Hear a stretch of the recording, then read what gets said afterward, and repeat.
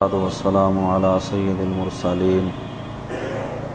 أما بعد فأعوذ بالله من الشيطان الرجيم بسم الله الرحمن الرحيم عن ابن عباس رضي الله تعالى عنهما قال كان رسول الله صلى الله تعالى عليه وسلم أجود الناس إن الله وملائكته يصلون على النبي يا أيها الذين آمنوا صلوا عليه وسلموا تسليما اللهم صل على سيدنا ومولانا محمد وعلى آل سيدنا ومولانا محمد وبارك وسلم صلاة وسلام عليك يا سيدي يا رسول الله وعلى آلك وأصحابك يا سيدي يا حبيب الله سفر المظفر کا محترم و مکرم مہینہ جاری ہے۔ ہمارے بے شمار مشائخ اعظام، بزرگان دین، اولیاء کرام رحمہم اللہ تعالی، ان کے وصال کی جب تواریخ آتی ہیں تو ان کی سیرت طیبہ کے متعلق کچھ بیانات ہوتے ہیں تاکہ ان کی زندگی کے متعلق ہم کچھ جانیں اور اس پر عمل کرنے کی کوشش کریں۔ سفر المظفر کے مہینے میں خصوصیت کے ساتھ 4 شخصیتیں جن کا عرس مبارک منایا جاتا ہے۔ علامہ فضل حق خیر آبادی رحمۃ اللہ تعالی علیہ، جنہوں نے انگریز گورنمنٹ کے خلاف جہاد کا فتویٰ دیا، جس کی سزا میں کالا پانی کی قید انہیں بھگتنا پڑی، سفر المظفر میں ان کا وصال ہے۔ حضرت مجدد الافسانی رحمۃ اللہ تعالی علیہ، ان کا وصال بھی سفر المظفر میں ہے۔ مشہور صوفی بزرگ حضرت داتا گنج بخش رحمۃ اللہ تعالی علیہ، جن کا عرس ابھی جاری و ساری ہے، ان کا بھی دن اسی مقدس مہینے میں منایا جاتا ہے۔ اور چوتھی شخصیت آپ جانتے ہیں، حق اور باطل کے درمیان بالکل سیدھی لکیر کھینچ کر باطل کو ایسا واضح کر دیا کہ اہل حق سمجھ گئے کہ کون لوگ حق پر ہیں اور کون باطل پر۔ میری مراد سیدی اعلیٰ حضرت امام اہل سنت عاشق ماہ رسالت مولانا الشاہ امام احمد رضا خان علیہ رحمۃ الرحمن ہیں، کہ جنہوں نے اپنی پوری زندگی میں یہی کوشش کی کہ لوگوں کے ایمان کو سلامت رکھا جائے، اور جہاں جہاں بد مذہب، گستاخ، بے دین لوگوں نے نبی کریم صلی اللہ تعالی علیہ وسلم کی محبت، اہل محبت کے دلوں سے نکالنے کی کوشش کی، وہاں سیدی اعلیٰ حضرت نے بند باندھے، اور کہیں تفصیلی طور پر، کہیں مختصر طور پر جگہ جگہ ان کی نشاندہی فرمائی، یہاں تک کہ اپنے نعتیہ کلام ہدایق بخشش میں بھی جگہ جگہ پر اس چیز کی نشاندہی کی کہ اپنے قرب و جوار کا خاص طور پر خیال رکھیں۔ یہ لوگ اس طرح سے انسان کا ایمان برباد کرنے کی کوشش کرتے ہیں، اور بعض اوقات اس میں کامیاب بھی ہو جاتے ہیں کہ بندے کو پتہ تک نہیں چلتا۔ ایک مقام پر آپ ارشاد فرماتے ہیں، آنکھ سے کاجل صاف چرا لیں یا وہ چور بلا کے ہیں۔ یعنی اس قدر قرآن اور احادیث کے معنی اور مفاہیم کے اندر تبدیلی کی، جس کی کچھ مثالیں گزشتہ درس میں بھی میں نے عرض کی تھیں۔ تو آپ یہ ارشاد فرماتے ہیں کہ ایسے چور ہیں کہ آنکھ سے کاجل صاف چرا لیں یا وہ چور بلا کے ہیں، تیری گٹھڑی تاکی ہے اور تو نے نیند نکالی ہے۔ تم بالکل ایسے لاپرواہ بن کر سوئے ہوئے ہو، اور چور تمہارے ایمان کو لوٹنے کی کوشش میں ہیں۔ لہذا ان چوروں سے اپنے آپ کو بچاؤ، گرد و نواح پر نظر رکھو کہ کون رسول اللہ صلی اللہ تعالی علیہ وسلم کی محبت کا درس دینے والا ہے اور کون سرکار کی گستاخی ظاہر کرنے والا ہے۔ یہاں تک کہ آپ نے اپنی آخری وصیت کے اندر بھی اپنے سنی مسلمان بھائیوں کو یہ ارشاد فرمایا کہ اے مسلمانوں، اے سنی بھائیوں، تم رسول اللہ صلی اللہ تعالیٰ علیہ وسلم کی بھولی بھالی بھیڑیں ہو اور بھیڑیے تمہاری طاق میں ہیں۔ ارشاد فرماتے ہیں کہ اگر کسی شخص کو ذرا سی بھی گستاخی کرتا ہوا پاؤ کہ وہ رسول اللہ صلی اللہ تعالیٰ علیہ وسلم کی شان میں گستاخی کر رہا ہے، خواہ وہ تمہارا کتنا ہی قریبی رشتہ دار کیوں نہ ہو، اس سے اپنے آپ کو الگ کر لو۔ اور یہی انسان اس صورت میں کر سکتا ہے کہ جب اس کے دل میں محبوب کریم صلی اللہ تعالیٰ علیہ وسلم کی سچی محبت ہو، ان گستاخوں اور بد مذہبوں سے دور رہ کر اپنے ایمان کی حفاظت کرے۔ تو اس مقدس مہینے میں سیدی اعلیٰ حضرت کا عرس بھی منایا جاتا ہے۔ حدیث شریف جو میں نے ابتدا میں پڑھی بخاری شریف کی 6 حدیث مبارکہ ہے۔ اس حدیث کے ضمن میں سیدی اعلیٰ حضرت علیہ الرحمہ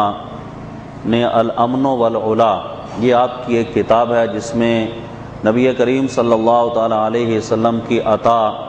آپ کے جود و سخا،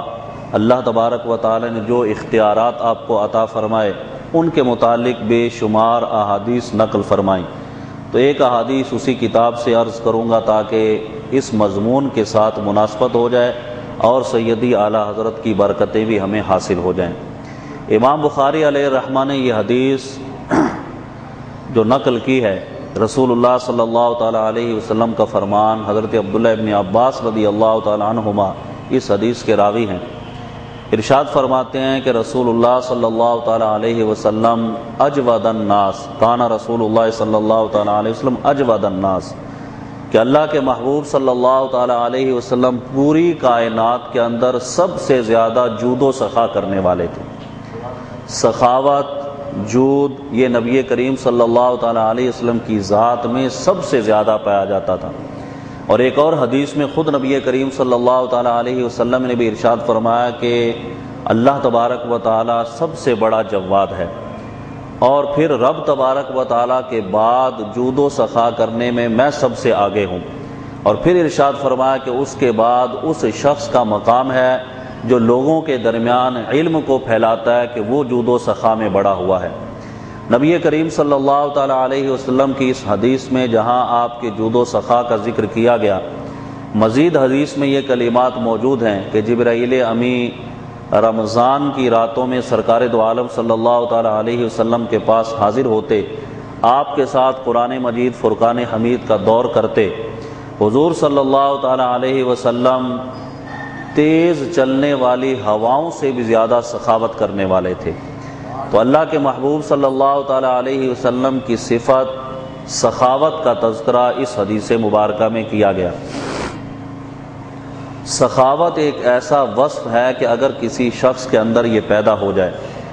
تو بخل اس کے دل سے نکل جاتا ہے، اور جب بخل اس کے دل سے نکلتا ہے، سخاوت اس کے دل میں آتی ہے، تو اس کے دل میں اپنے مسلمان بھائیوں کے لیے نرمی اور مہربانی کا جذبہ پیدا ہوتا ہے۔ یہ انسان کا مال جو اسے بخیل بنا دیتا ہے، یہ خرچ نہ کرنے کی جو تحریک اس کے دل میں اٹھتی ہے، یہی انسان کے لیے تباہی اور بربادی اس کا مقدر بناتی ہے۔ حضرت عائشہ صدیقہ رضی اللہ تعالیٰ عنہ بیان کرتی ہیں ایک حدیث مبارکہ کہ رسول اللہ صلی اللہ تعالیٰ علیہ وسلم نے ارشاد فرمایا، حدیث کا مفہوم ہے کہ سخاوت یہ ایک ایسا درخت ہے کہ جس کی جڑ جنت کے اندر ہے اور اس کی شاخیں دنیا میں پھیلی ہوئی ہیں۔ اگر کوئی شخص کسی ایک شاخ سے بھی وابستہ ہو جائے تو یہ شاخ اسے سیدھی جنت کے اندر لے جائے گی۔ پھر ارشاد فرمایا کہ بخل جو ہے یہ ایسا درخت ہے کہ جس کی جڑ جہنم کے اندر ہے، اس کی شاخیں بھی دنیا میں پھیلی ہوئی ہیں، اگر کوئی اس شاخ کو پکڑتا ہے تو یہ اسے جہنم کے اندر ڈال دے گی۔ تو اپنے مسلمان بھائیوں کے ساتھ ایثار کا جذبہ، ان کے ساتھ مہربانی کا جذبہ، سخاوت کرنے کا جذبہ، یہ جب انسان کے اندر پیدا ہوتا ہے تو بخل اس کے دل سے نکل جاتا ہے۔ رسول اللہ صلی اللہ تعالیٰ علیہ وسلم کی پوری سیرت طیبہ کو اگر ہم دیکھیں، سرکار دو عالم علیہ الصلاۃ والسلام کے پاس جو شخص بھی آیا، اللہ کے محبوب صلی اللہ تعالیٰ علیہ وسلم نے اسے عطا فرمایا، کبھی اسے جھڑکا تک نہیں۔ بے شمار احادیث مشکات میں موجود ہیں سرکار دو عالم علیہ الصلاۃ والسلام کے اخلاق حسنہ کے متعلق، آپ کی جود و سخا کے متعلق۔ تو یہ وصف بھی بدرجہ اتم نبی کریم صلی اللہ تعالیٰ علیہ وسلم کی ذات میں موجود تھا کہ جب کوئی شخص آپ کے پاس آ کر سوال کرتا، کسی طرح کی کوئی طلب اس کی ہوتی، اللہ کے محبوب صلی اللہ تعالیٰ علیہ وسلم اس کی طلب کو پورا فرما دیتے۔ بخاری شریف میں ایک اور حدیث مبارکہ ہے کہ ایک عورت نبی کریم صلی اللہ تعالیٰ علیہ وسلم کی بارگاہ میں ایک چادر بن کر لائی کہ اسے رسول اللہ صلی اللہ تعالیٰ علیہ وسلم کی بارگاہ میں پیش کر دوں۔ اللہ کے محبوب صلی اللہ تعالیٰ علیہ وسلم کو بعض اوقات کسی چیز کی ظاہری طور پر ضرورت بھی ہوتی، لیکن کوئی شخص اس کا سوال کر دیتا، تو یہ عورت جب یہ چادر لے کر سرکار کی بارگاہ میں، حضور کی بارگاہ میں ہدیہ پیش کر دیا، اللہ کے محبوب صلی اللہ تعالیٰ علیہ وسلم اندر تشریف لے گئے۔ جب باہر آئے، صحابہ کرام علیہم رضوان کہتے ہیں کہ سرکار دو عالم علیہ الصلوۃ والسلام اسی چادر کو اوڑھے ہوئے تھے، آپ کے استعمال میں تھی۔ اتنے میں کسی نے یہ سوال کر دیا، یا رسول اللہ صلی اللہ تعالیٰ علیہ وسلم یہ چادر مجھے عطا فرما دیجیے۔ اب سوال بھی رسول اللہ صلی اللہ تعالیٰ علیہ وسلم کی بارگاہ میں تھا۔ صحابہ کرام کہتے ہیں کہ ابھی وہ عورت یہ چادر دے کر گئی تھی، سرکار اسے پہن کر باہر آئے، کسی نے سوال کر دیا کہ مجھے یہ چادر دے دیں، سرکار پھر اندر تشریف لے گئے اور وہ چادر لا کر اس آدمی کو عطا کر دی۔ صحابہ کرام علیہم رضوان نے اسے کہا کہ رسول اللہ صلی اللہ تعالیٰ علیہ وسلم کو خود اس چیز کی ضرورت تھی، پھر تم نے یہ چادر کیوں طلب کی؟ انہوں نے کہا کہ میں نے یہ چادر اس لیے طلب نہیں کی کہ میں اسے اپنے استعمال میں لاؤں گا، بلکہ میری طلب کرنے کا مقصد یہ ہے کہ اس چادر کے لیے میں یہ وصیت کروں گا کہ جب میرا انتقال ہو جائے تو مجھے اسی چادر کے اندر کفن دیا جائے۔ تو رسول اللہ صلی اللہ تعالیٰ علیہ وسلم کی وہی چادر اس آدمی کے کفن میں استعمال کی گئی۔ صحابہ کرام علیہم رضوان نبی کریم صلی اللہ تعالیٰ علیہ وسلم کی بارگاہ میں جب کسی کو سوال کرتا وہ دیکھتے تو انہیں کامل یقین ہوتا تھا کہ اللہ کے محبوب صلی اللہ تعالیٰ علیہ وسلم کبھی اسے خالی ہاتھ واپس نہیں لوٹائیں گے۔ یہاں تک کہ بعض اوقات صحابہ کرام کہتے ہیں کہ اللہ کے محبوب صلی اللہ تعالیٰ علیہ وسلم یوں بھی فرماتے، حضرت جابر رضی اللہ تعالیٰ عنہ سے ایک گھوڑا نبی کریم صلی اللہ تعالیٰ علیہ وسلم نے خریدا، انہیں رقم دے دی، وہ گھوڑے کے آپ مالک بن گئے، اور بعد میں پھر وہی گھوڑا انہیں تحفتاً بھی عطا فرما دیا۔ یہ رسول اللہ صلی اللہ تعالیٰ علیہ وسلم صحابہ کرام علیہم رضوان کے سامنے جود و سخا کا جو مظاہرہ کرتے تھے، اس کے متعلق بے شمار احادیث محدثین کرام نے نقل کی۔ امام بخاری علیہ رحمہ نے یہ حدیث مبارکہ جو بیان کی تو اس کے بیان کرنے کا مقصد یہ تھا کہ لوگ اپنے اندر اس جذبے کو پیدا کریں کہ نبی کریم صلی اللہ تعالیٰ علیہ وسلم کی سیرت صرف اس اعتبار سے نہیں کہ ہم سنیں اور سن کر جو ہے اسے بھول جائیں، بلکہ اپنی زندگی کے اندر وہ تمام چیزیں لانے کی کوشش کریں جو اللہ کے محبوب صلی اللہ تعالیٰ علیہ وسلم کی سیرت میں ہمیں نظر آتی ہیں۔ اور آپ دیکھیں کہ اگر یہی ایک بات انسان اگر اس پر عمل کرنا شروع کر دے کہ اپنے مسلمان بھائیوں کی خدمت کا جذبہ، یعنی سخاوت کرنے کا جذبہ، کہ مال اگر اس کے پاس موجود ہے تو اپنے مسلمان بھائی کو دے، جو ضرورت مند ہے اسے دے، جو ضرورت مند نہیں ہے اس کی بارگاہ میں ہدیتاً تحفتاً دے، تو یہ محبت کا جو ایک سامان پیدا ہو جاتا ہے، محبت کا ایک دور جو پیدا ہوتا ہے، یہ اس وجہ سے مسلمانوں کے اندر جتنے بھی نفرتیں ہیں ان سب کو ختم کر دیتا ہے کہ جب ایک مسلمان دوسرے مسلمان بھائی کے حقوق کا خیال رکھے گا، جب اس کے ساتھ سخاوت کے معاملات برتے گا، بخل کا مظاہرہ نہیں کرے گا۔ اب آپ دیکھیں کہ یہ بخیلی انسان کو کہاں سے کہاں تک لے جاتی ہے کہ بعض اوقات انسان یہ سمجھتا ہے کہ میرا مال خرچ کرنے سے کم ہوتا ہے، حالانکہ حقیقت اس کے بالکل عکس ہے۔ مال خرچ کرنے سے کم نہیں ہوتا بلکہ مال خرچ کرنے سے بڑھتا ہے۔ خود قرآن مجید فرقان حمید اس پر شاہد ہے۔ اللہ تبارک و تعالی ارشاد فرمایا الشیطان یعدکم الفقر ویأمرکم بالفحشاء۔ اگر تم اس بات پر غور کرو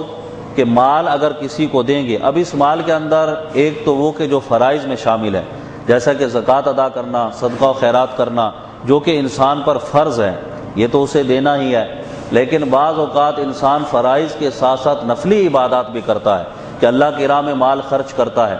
اور پھر آپ دیکھیں کہ رسول اللہ صلی اللہ تعالیٰ علیہ وسلم کی آمد کا جو مہینہ ابھی آنے والا ہے، اس میں سرکار دو عالم علیہ الصلوۃ والسلام کی ولادت کی خوشی میں مال کو خرچ کرنا، اپنے مسلمان بھائیوں پر خرچ کرنا، ان مسلمان بھائیوں کے لیے اس چیز کا ساز و سامان مہیا کرنا کہ جو اس خوشی میں شریک اس بنا پر نہیں ہو سکتے کہ ان کے پاس مال نہیں ہے، آپ انہیں مال دیں تاکہ وہ بھی اس خوشی میں شریک ہو جائیں، یا انہیں وہ ساز و سامان مہیا کر دیں کہ رسول اللہ صلی اللہ تعالیٰ علیہ وسلم کی آمد کی وہ بھی خوشی منائیں۔ غرض یہ کہ اس طرح سے جب مال آدمی خرچ کرتا ہے تو شیطان جو کہ انسان کا ازلی دشمن ہے یہ خوف دلاتا ہے کہ تم نے اگر مال خرچ کیا تو تمہارا مال کم ہو جائے گا۔ الشیطان یعدکم الفقر، شیطان تمہیں فقر سے ڈراتا ہے، غربت سے ڈراتا ہے۔ ویامرکم بالفحشاء، اور حکم دیتا ہے تمہیں برائی کرنے کا، برے کام کرنے کا حکم دیتا ہے۔ اب یہ کہ یہ انسان کے ذہن میں بات آتی ہے ظاہری طور پر کہ اگر میرے پاس اتنا مال ہے، آدھا میں نے خرچ کر دیا تو یقیناً آدھا رہ جائے گا، یہ میرے پاس مال کم ہو گیا، یہ کمی کا خوف بعض اوقات انسان کے دل میں آتا ہے اور یہ وسوسہ شیطان ڈالتا ہے۔ لیکن اسی آیت مقدسہ میں اگر آگے ہم غور کرتے ہیں تو اللہ تبارک و تعالی ارشاد فرماتا ہے الشیطان یعدکم الفقر ویأمرکم بالفحشاء واللہ یعدکم مغفرۃ منہ وفضلا، لیکن دوسری طرف اللہ تبارک و تعالی جب تم مال خرچ کرتے ہو تم پر مغفرت اور فضل کا وعدہ فرما رہا ہے کہ اس عمل کی برکت سے وہ تمہاری بخشش بھی فرما دے گا، تمہیں فضل و کرم بھی عطا فرمائے گا کہ اس مال میں اتنی برکت پیدا کر دے گا کہ یہی مال تمہیں 4 گنا اور 10 گنا نظر آئے گا۔ یہ برکتیں اس صورت میں پیدا ہوتی ہیں کہ جب اللہ کے رضا کے لیے انسان اپنے مال کو خرچ کرتا ہے۔ تو شیطان اس چیز کا خوف دلاتا ہے کہ مال کم ہو جائے گا، لیکن رحمان اس چیز کا وعدہ فرما رہا ہے کہ مال خرچ کرو گے کم نہیں ہوگا۔ ایک تو تمہیں یہ فائدہ ہوگا کہ اللہ اس خرچ کرنے کی برکت سے تمہاری بخشش و مغفرت فرما دے گا، تمہارے گناہوں کو معاف فرما دے گا۔ دوسرا فائدہ تمہیں یہ حاصل ہوگا کہ اللہ تم پر فضل فرمائے گا، تمہارے مال کے اندر برکت پیدا فرما دے گا۔ شاید ہم لوگ برکت کا یہ مفہوم سمجھتے ہیں کہ مال بڑھ جائے، مال کا بڑھنا برکت نہیں ہے، بلکہ مال کم بھی ہے اللہ تبارک و تعالیٰ اس میں جب برکت پیدا فرما دیتا ہے یہی مال اس کے تمام لوازمات کو پورا کر دیتا ہے۔ ایک آدمی اپنے گھر کو، اپنے کنبے کو چلاتا ہے، جتنا اس کے پاس آمدن کا سلسلہ ہے، یہ مال جب اللہ تبارک و تعالیٰ کی طرف سے برکت والا بنتا ہے تو اسی مال کے اندر سے اسے بچت بھی حاصل ہو جاتی ہے، اور جس مال میں برکت نہیں ہوتی بعض اوقات وہی مال اس خاندان کی کفالت کے لیے کم بھی پڑ جاتا ہے، بندہ اور لانے کی کوشش کرتا ہے کیونکہ اس مال میں برکت نہیں ہے، اور جو برکت والا مال ہے وہ کم بھی ہے تو اللہ تبارک و تعالیٰ اسے پورا فرما دیتا ہے۔ تو برکت کا یہ مفہوم نہیں کہ مال بڑھ جائے، بلکہ برکت کا مفہوم یہ ہے کہ اللہ تبارک و تعالیٰ قناعت یہ اس بندے کے دل کے اندر آ جائے اور وہی مال اسے کفایت کر جائے۔ تو اللہ کی بارگاہ میں جب بھی مال کے بڑھنے کا سوال کریں تو برکت والا مال سوال کریں کہ یا اللہ اگر ہمیں مال عطا فرما تو بے برکتہ نہیں بلکہ برکت والا مال عطا فرما۔ جب برکت والا مال ملے گا تو وہ مال کفایت بھی کرے گا اور اللہ تبارک و تعالی اس میں مزید اضافہ بھی فرما دے گا۔ اللہ کے محبوب صلی اللہ تعالی علیہ وسلم کی بارگاہ میں جب کوئی شخص آتا سرکار دو عالم علیہ الصلوۃ والسلام اسے منع نہیں فرماتے تھے۔ تو اب یہ سیرت طیبہ کا ایک پہلو ہے کہ ہمارے پاس اگر کوئی لاچار، کوئی غریب آ جائے وہ سوال کرے تو اس کا سوال پورا کرنے کی کوشش کرے۔ اگر اپنے پاس مال ہے تو اس کی مدد کریں، اپنے پاس مال موجود نہیں ہے، ہم جانتے ہیں کہ کسی اور شخص کے پاس مال ہے، ہمارے کہنے سے وہ اس کی مدد کر دے گا، ہم وسیلہ بن جائیں، ہم ذریعہ بن جائیں، تو جتنا اس مال خرچ کرنے والے کو ثواب ملے گا اتنا اللہ ہمیں بھی ثواب عطا فرما دے گا، کہ کسی کی نیکی پر رہنمائی کرنے والے کو بھی اللہ تبارک و تعالیٰ اتنا ہی ثواب عطا فرما دیتا ہے۔ تو رسول اللہ صلی اللہ تعالیٰ علیہ وسلم کی بارگاہ کا یہ عالم تھا۔ حضرت مولا علی رضی اللہ تعالی عنہ طبرانی شریف میں روایت موجود ہے، ارشاد فرماتے ہیں کہ نبی کریم صلی اللہ تعالی علیہ وسلم نے کبھی کسی کو نہ نہیں فرمائی، لا کا کلمہ آپ کی زبان پر نہیں آیا۔ امام اہل سنت ارشاد فرماتے ہیں نا، واہ کیا جود و کرم ہے شاہ بطحا تیرا، نہیں سنتا ہی نہیں مانگنے والا تیرا، کہ آپ کی زبان سے نہیں کا لفظ، لا کا لفظ یہ کبھی نہیں نکلا۔ اس حدیث کو امام اہل سنت نے الامن والعلا کے اندر نقل کیا کہ جب وہ فرقہ کہ جو رسول اللہ صلی اللہ تعالیٰ علیہ وسلم کی عطا کے منکر ہیں، نبی کریم صلی اللہ تعالیٰ علیہ وسلم کے اختیارات کے منکر ہیں، جب انہوں نے یہ کہا کہ معاذ اللہ جس کا نام محمد صلی اللہ تعالیٰ علیہ وسلم وہ کسی چیز کا مختار نہیں ہے، امام اہل سنت نے احادیث کے انبار لگا دیے۔ اس میں یہ ایک حدیث مبارکہ آپ بیان کرتے ہیں کہ حضرت علی رضی اللہ تعالیٰ عنہ فرماتے ہیں کہ رسول اللہ صلی اللہ تعالیٰ علیہ وسلم کی زبان سے کبھی لا کا کلمہ نہیں نکلا، آپ نام ارشاد فرماتے تھے، اگر اس وقت مال ہوتا اسے عطا فرما دیتے، اگر نہیں ہوتا پھر بھی آپ منع نہیں فرماتے تھے، خاموشی اختیار کر لیتے تھے، اور جب مال آتا اسے بلا کر اسے مال عطا فرما دیتے۔ نبی کریم صلی اللہ تعالیٰ علیہ وسلم کی بارگاہ میں ایک دیہاتی شخص آیا، صحابہ کرام علیہم رضوان بیٹھے ہوئے ہیں، حضرت علی اس حدیث کے راوی ہیں، کہتے ہیں کہ سرکار دو عالم صلی اللہ تعالیٰ علیہ وسلم کی بارگاہ میں آ کر اس نے کہا کہ آپ مجھے عطا کریں۔ ظاہری طور پر اس وقت نبی کریم صلی اللہ تعالیٰ علیہ وسلم اس اعتبار سے خاموش رہے کہ شاید وہ کس چیز کا سوال کرے، جس چیز کی اسے ضرورت ہے اس نے اس کو ظاہر نہیں کیا۔ اس نے پھر سوال کیا، جب 3 مرتبہ اس نے سوال کیا تو اللہ کے محبوب صلی اللہ تعالیٰ علیہ وسلم نے ارشاد فرمایا سل ما شئت، مانگ جو تو مانگتا ہے۔ اب نبی کریم صلی اللہ تعالیٰ علیہ وسلم کے الفاظ یہ تھے کہ جو کچھ تو مانگتا ہے مانگ لے۔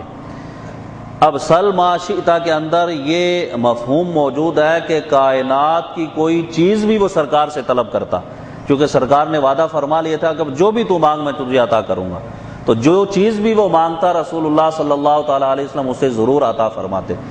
حضرت علی رضی اللہ تعالیٰ عنہ کہتے ہیں کہ جب نبی کریم صلی اللہ تعالیٰ علیہ وسلم کی زبان سے یہ کلمہ نکلا کہ سل ما شئت، مانگ تو جو کچھ بھی مانگتا ہے، تو ہمیں رشک آیا، ہمیں غبطہ پیدا ہوا کہ یہ سوال ہم سے کیا جاتا، سرکار صلی اللہ علیہ وسلم ہمیں یہ ارشاد فرماتے، یہ جملہ ہمیں ارشاد فرماتے، ہم سوال کرتے۔ حضور صلی اللہ تعالیٰ علیہ وسلم نے جب یہ ارشاد فرمایا تو حضرت علی کہتے ہیں کہ اب ہمارے ذہن میں پھر یہ بھی خیال آیا کہ یہ ضرور حضور کی بارگاہ میں جنت کا سوال کرے گا۔ جنت سے بڑھ کر کون سی نعمت ہے کہ جب سرکار نے اختیار دے دیا کہ مانگ کیا مانگتا ہے، تو حضور صلی اللہ تعالیٰ علیہ وسلم کی بارگاہ میں یہ لازماً جنت کا سوال کرے گا کہ یا رسول اللہ مجھے جنت عطا فرما دیجیے۔ کہتے ہیں کہ ہمیں اس بات پر رشک آ رہا تھا، ذہن میں یہ بات بھی آ رہی تھی کہ جنت کا سوال کرے گا، لیکن اس دیہاتی نے کیا مانگا، کہنے لگا یا رسول اللہ صلی اللہ تعالیٰ علیہ وسلم مجھے ایک سواری عطا فرما دیجیے۔ نبی کریم صلی اللہ تعالیٰ علیہ وسلم نے ارشاد فرمایا کہ جا تجھے دے دی، کہا کہ اس کا زاد راہ بھی مجھے دے دیجیے، سامان بھی دے دیجیے، حضور نے فرمایا تجھے وہ بھی عطا کر دیا۔ اب وہ شخص جب یہ چیزیں لے کر چلا گیا تو رسول اللہ صلی اللہ تعالیٰ علیہ وسلم نے ارشاد فرمایا کہ اس کا مانگنا، اب سرکار خود ارشاد فرما رہے ہیں کہ اس کا مانگنا، اس کا طلب کرنا تو اس بوڑھی عورت سے بھی کتنا کم ہے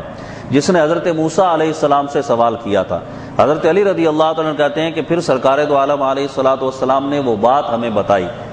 کہ حضرت موسیٰ علیہ نبینا علیہ الصلوۃ والسلام جب اپنے ساتھ اپنے قافلے کو لے کر چلے تھے دریا کو عبور کرنے کے لیے، وہاں پر سواریوں کا رخ جو ہے اللہ تبارک و تعالیٰ نے پھیر دیا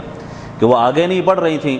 حضرت موسیٰ علیہ السلام نے اللہ کی بارگاہ میں عرض کیا، اللہ تبارک و تعالیٰ کی طرف سے حکم ہوا کہ جہاں آپ ہیں اس کے قریب میں ہی حضرت یوسف علیہ السلام کی قبر مبارک ہے، تو ان کا جسم عطر جو ہے وہ آپ اپنے ساتھ لے کر جائیں۔ چنانچہ اب اس قبر کا ظاہری طور پر حضرت موسیٰ علیہ السلام کو پتہ نہیں تھا، یہ بات نہیں تھی کہ اللہ کا نبی جانتا نہیں، اللہ کے نبی کے علم میں ہوتا ہے، لیکن بعد میں جو چیز ظاہر ہونے والی تھی، جو حکمت موجود تھی، وہ ظاہر کرنا مقصود تھا کہ آپ نے ارشاد فرمایا کہ اس قبر کے بارے میں کون جانتا ہے؟ کسی نے کہا کہ بوڑھی عورت ہے، اسی کو معلوم ہے کہ ان کی قبر کہاں ہے، اور کوئی نہیں جانتا۔ وہ بوڑھی عورت آپ کی بارگاہ میں پیش ہوئی، کہا کہ اس قبر کا پتہ بتاؤ۔ اس نے کہا کہ میں کچھ آپ سے سوال کرتی ہوں، کچھ مانگتی ہوں، آپ مجھے وہ عطا کر دیں، میں آپ کو قبر کا پتہ بتا دوں گی۔ نبی کریم صلی اللہ تعالیٰ علیہ وسلم فرماتے ہیں کہ جب حضرت موسیٰ علیہ السلام نے اس سے پوچھا کہ بتا تو کیا مانگتی ہے، کیا طلب کرتی ہے، تو اس نے کہا کہ میں جنت میں جس مقام پر آپ ہوں گے،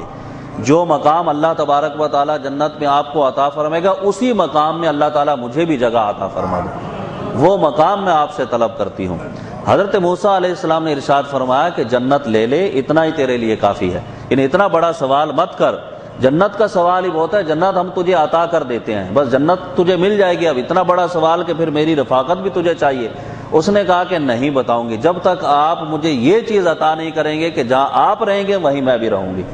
نبی کریم صلی اللہ تعالیٰ علیہ وسلم نے ارشاد فرمایا کہ ان کے درمیان یہی سلسلہ جاری تھا، وہ یہ اصرار کر رہی تھی کہ مجھے آپ اپنی رفاقت عطا کریں۔ موسیٰ علیہ السلام کہہ رہے تھے کہ جنت تجھے میں دے دیتا ہوں۔ اللہ تبارک و تعالیٰ نے حضرت موسیٰ علیہ السلام کی طرف وحی کی کہ اے موسیٰ، جس چیز کا وہ تجھ سے سوال کرتے اسے وہ عطا کر دے،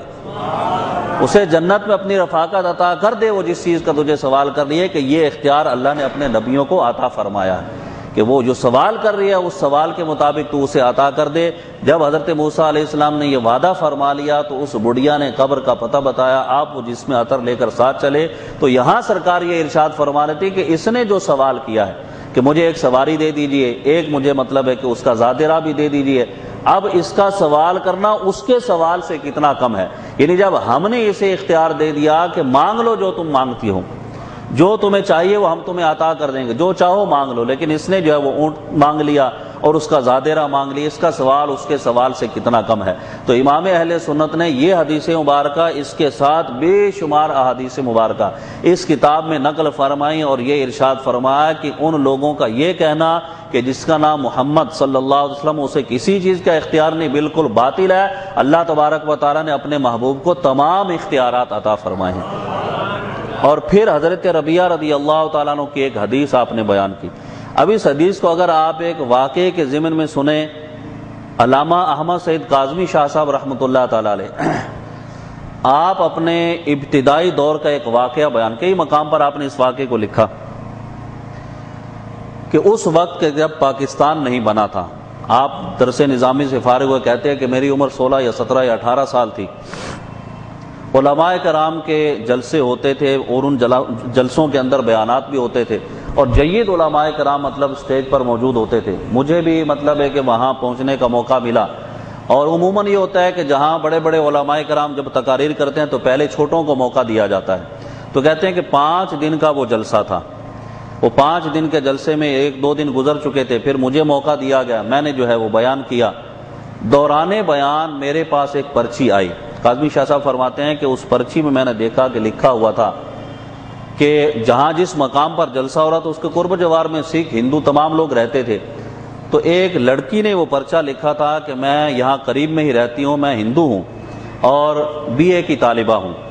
میں 2 دن سے آپ کے علماء کرام کی تقاریر سن رہی ہوں۔ کل آپ کے سٹیج سے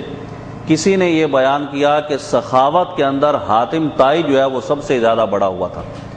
کاظمی صاحب فرماتے ہیں کہ میں نے جو تقریر کی تھی جس کے بعد یہ پرچی میرے پاس آئی، اس تقریر میں نے یہ کلمات کہے تھے کہ رسول اللہ صلی اللہ تعالیٰ علیہ وسلم کو اللہ تبارک و تعالیٰ نے جتنی بھی صفات عطا کی ہیں، خواہ وہ شجاعت کی صفت ہو، خواہ وہ جود و سخا کی صفت ہو، خواہ وہ حلم کی صفت ہو، خواہ وہ حسن اخلاق کی صفت ہو، حضور سے بڑھ کر کسی کے اندر وہ صفت موجود نہیں ہے۔ اللہ تبارک و تعالیٰ نے اپنے محبوب کو جو کچھ بھی عطا فرمایا سرکار سے بڑھ کر کسی کو عطا نہیں فرمایا۔ تو کہتے ہیں کہ اس نے یہ پرچی کے اندر لکھا کہ کل آپ ہی کے سٹیج سے کسی نے یہ واقعہ بیان کیا حاتم طائی کا، اور واقعہ یہ بیان کیا کہ اس نے ایک محل بنوایا، محل کے 7 دروازے رکھے، 7 دروازوں کے رکھنے کے بعد اس نے یہ کہا کہ یہاں سے میں مال لوگوں کے اندر تقسیم کروں گا۔ ایک سائل جو ہے وہ اس کے ایک دروازے سے آیا، اس نے کچھ مال طلب کیا، حاتم طائی نے اسے مال دے دیا۔ وہ دوسرے دروازے سے گھوم کر پھر آ گیا، حاتم طائی نے اسے پھر وہاں سے مال دے دیا۔ پھر تیسرے دروازے، یہاں تک کہ 7 دروازوں سے وہی سائل آیا، وہ بار بار آتا اور سوال کرتا، حاتم طائی اسے دے دیتا۔ اب 7ویں مرتبہ سوال کرنے کے بعد وہ پھر پہلے دروازے سے آ گیا، اب بھی حاتم طائی کے ماتھے پر شکن نہیں آئی، اسے پھر مال دے دیا۔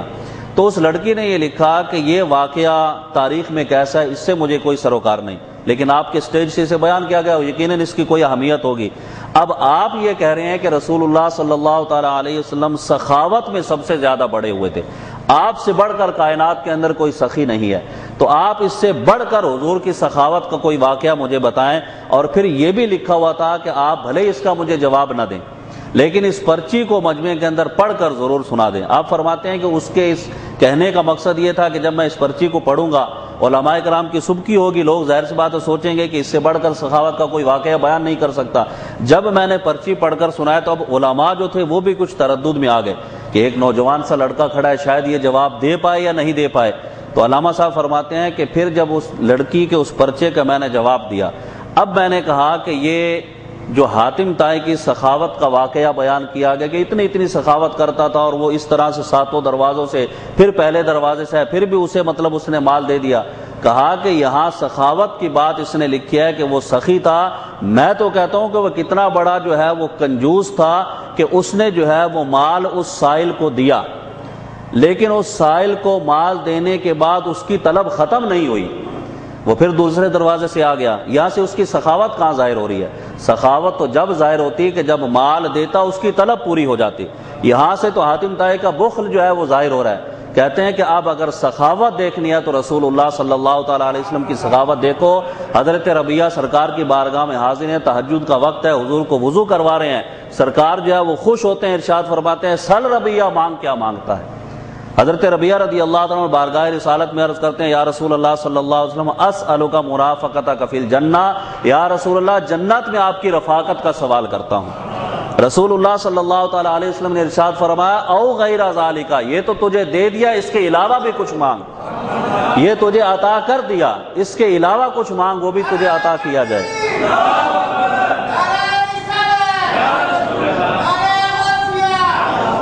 جب حضور صلی اللہ تعالی علیہ وسلم نے یہ ارشاد فرمایا کہ او غیر ذالک، اس کے سوا بھی کچھ مانگ، تو حضرت ربیعہ خاموش ہو گئے۔ یا رسول اللہ صلی اللہ علیہ وسلم آپ کے ساتھ رفاقت مجھے مل گئی، اب مجھے کچھ نہیں چاہیے۔ آپ ارشاد فرماتے ہیں کہ تم حاتم طائی کی بات کر رہے ہو کہ اس کے دروازے پر آ کر اس کی طلب ختم نہیں ہوتی، وہ بار بار آتا، اس کی طلب جو ہے پوری نہیں ہو رہی۔ یہاں سرکار نے جب عطا فرما دیا، حضور خود ارشاد فرما رہے اور مانگ، وہ مانگنے کے لیے آگے نہیں بڑھتے کہ ایک ہی مرتبہ میں سب کچھ عطا فرما دیا۔ تو یہاں سے تو حاتم طائی کا بخل ظاہر ہو رہا ہے۔ سخاوت کا، سخاوت دیکھنی ہے تو سرکار کی دیکھو کہ ایک ہی مرتبہ اتنا عطا کر دیا کہ اب سائل سوال ہی نہیں کر رہا کہ مجھے کچھ اور چاہیے۔ یا رسول اللہ صلی اللہ علیہ وسلم آپ کی رفاقت مل گئی، اب اور کیا چاہیے۔ محدثین کرام اس حدیث میں ایک بڑا پیارا نقطہ بیان کرتے ہیں۔ جب نبی کریم صلی اللہ تعالی علیہ وسلم نے یہ ارشاد فرمایا کہ مانگ کیا مانگتا ہے، تو حضرت ربیعہ نے کہا کہ اسألک مرافقتک فی الجنہ۔ اگر یہ یوں کہہ دیتے اسألک الجنہ فی مرافقتک کہ میں جنت میں آپ کی مرافقت کا طلبگار ہوں، تو بھی جملہ درست تھا، نحوی اعتبار سے جملے میں کوئی فرق نہیں تھا۔ لیکن محدثین کرام ارشاد فرماتے ہیں کہ آپ نے پہلے سرکار کی رفاقت کا سوال کیا، بعد میں جنت کا سوال کیا۔ اگر پہلے جنت کا سوال کرتے بعد میں رفاقت کا کہتے، جب بھی جملہ درست تھا۔ لیکن حضرت ربیعہ رضی اللہ عنہ نے یہ بیان کر دیا کہ اگر جو ہے وہ جنت ہمیں ملنی ہے تو رسول اللہ کے صدقے میں ملنی ہے۔ جب سرکار دو عالم علیہ الصلوۃ والسلام کی رفاقت مل گئی، حضور صلی اللہ علیہ وسلم کا پڑوس مل گیا، آپ کی معیت مل گئی، تو جنت تو ہمیں مل ہی جائے گی۔ ہاں پہلے میں جنت کا سوال اس لیے نہیں کر رہا کہ جب سرکار دو عالم علیہ الصلوۃ والسلام کا قرب نہ ملے تو ایسی جنت لے کر ہمیں کیا کرنا ہے۔ ہمیں تو وہ جنت چاہیے کہ جس میں رسول اللہ صلی اللہ تعالی علیہ وسلم کی معیت ہمیں مل جائے۔ تو اعلیٰ حضرت امام اہل سنت نے جگہ جگہ پر ان احادیث کو نقل کیا کہ جہاں یہ کہا گیا کہ اللہ کے محبوب صلی اللہ تعالی علیہ وسلم کسی چیز کا اختیار نہیں رکھتے، فرمایا کہ یہ اختیارات نہیں تو اور کیا ہے، کہ جب سرکار دو عالم علیہ الصلوۃ والسلام کی بارگاہ میں کوئی بھی شخص آتا، اللہ کے محبوب صلی اللہ تعالی علیہ وسلم اس کے سوال کو منع نہیں فرماتے تھے، اسے عطا فرما دیا کرتے تھے۔ اللہ کے محبوب صلی اللہ تعالی علیہ وسلم کی اسی صفت کا تذکرہ اس حدیث مبارکہ میں کیا گیا۔ حضرت عبداللہ ابن عباس رضی اللہ تعالیٰ عنہما کہتے ہیں کہ رسول اللہ صلی اللہ علیہ وسلم اجود الناس، لوگوں میں سب سے زیادہ جود و سخا کرنے والے تھے۔ تو یہ ایک ایسی صفت ہے کہ اگر مسلمان اپنے اندر اسے لانے کی کوشش کریں، بخل کو دور کر دیں، سخاوت، لوگوں کے ساتھ مہربانی، ان کے ساتھ اچھا برتاؤ، جس کے پاس مال نہ ہو اس کو دے دینا، جس کے پاس گنجائش نہ ہو اس کی خدمت کر دینا، اس کی مدد کر دینا، یہ ایسا جذبہ ہے کہ انسان کی زندگی کو سنوار دیتا ہے۔ اللہ تبارک و تعالی محبوب کریم علیہ الصلوۃ والتسلیم کی سچی محبت ہمیں عطا فرمائے، سرکار کی اس صفت جود و سخا سے ہمیں بھی حصہ عطا فرمائے، اور ہمیں مسلمان بھائیوں کے ساتھ سخاوت کرنے کی توفیق عطا فرمائے۔ وما علینا الا البلاغ۔